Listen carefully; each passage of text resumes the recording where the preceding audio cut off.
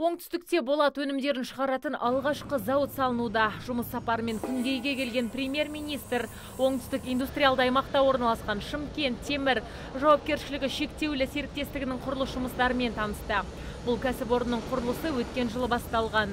Ағымдағы жылдың сәуір айында іске қосылатын жобаға 5 миллиард теңгеге жуық инвестиция тартылған.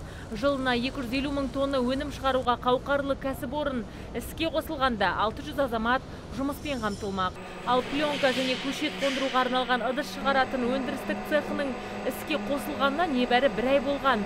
Жобаның жалпы құны 150 миллион теңгені құраса, оның 23 миллион теңгесі несиеге алынған. Мұнда жылыжайға арналған жабдықтар шығарылады. Сондай-ақ үкімет басшысы Сарыағаш ауданында орналасқан Жабайата шаруа қожалығына ат басын бұрды. Бұл қожалық жабық топырақ жағдайында заманауи технологияны пайдалана отырып, сапалы қызанақ сортын күзгі, қысқы және ерте көктемгі уақытта өндіреді. Айта кетсек, оңтүстік агроөнеркәсіптің дамуы жағынан әлеуетті өңір. Ел аумағындағы жылыжайдың 80% осы аймақтың еншісінде.